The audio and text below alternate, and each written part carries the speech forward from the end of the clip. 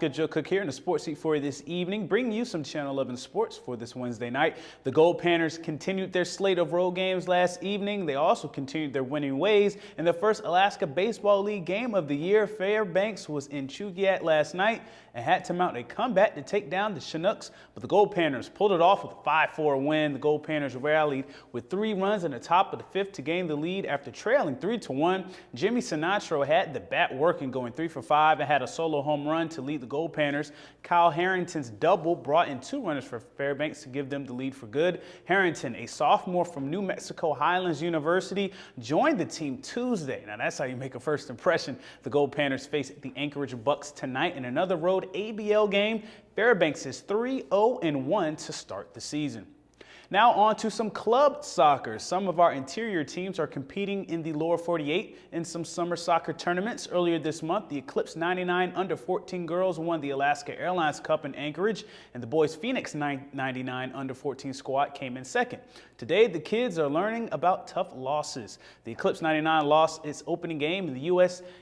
Youth Soccer's Region 4 President's Cup tournament 4-3 to Liza Chelsea, a team from Hawaii. Eclipse was up 3-1, but Chelsea came back with 3 unanswered goals in the second half.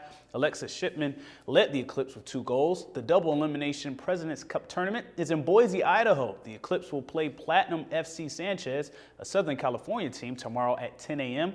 The Alaska Phoenix 99 under-14 boys team also suffered a 1-goal loss to the home team FC Boise 3-2. Phoenix also led 1-0, but Boise was able to gain the lead and maintain it for the win. Phoenix will play Eastside White WC from Washington State tomorrow morning as well. Well, Game 1 of the NHL Stanley Cup Finals between the Chicago Blackhawks and Boston Bruins, 2 of the original 6 teams just wrapped up this evening, but there's one Chicago fan who is displaying his own unique way of showing support for his Blackhawks. He's using the green, but I don't mean money. Christian Farr has the story. If you could not notice, Frank Miller is a die-hard Chicago Blackhawks fan who did not show his pride by simply wearing a jersey. I was watching the Hawks playoff game and I saw them growing their playoff beards. So I'm like, well, I'm going to grow my playoff lawn. And that is exactly what this Park Ridge resident did. Miller says when other Blackhawk fans drive by, they show their pride. I stuck it in the lawn and everybody drives by, beeps at it, people stop and take pictures of it. It's awesome. But at one point, the city of Park Ridge and maybe even some of his neighbors were not in love with Miller's playoff beard lawn. And that's when one day last month, someone paid him a visit.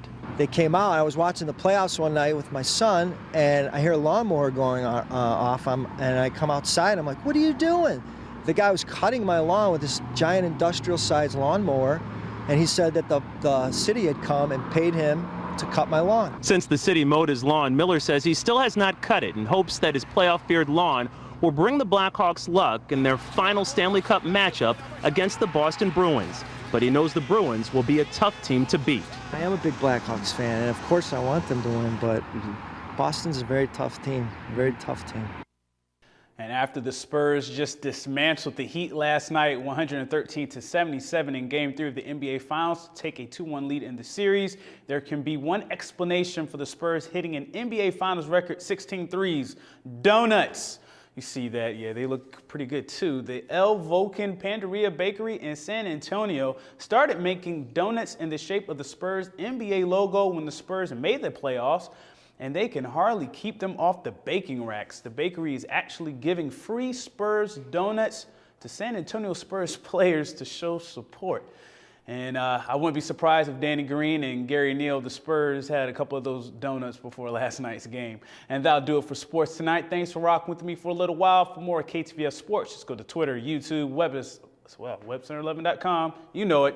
You can also get our mobile app. Stay cool, Alaska. Mike Schultz is your full weather forecast. Coming up next, we'll catch you next time.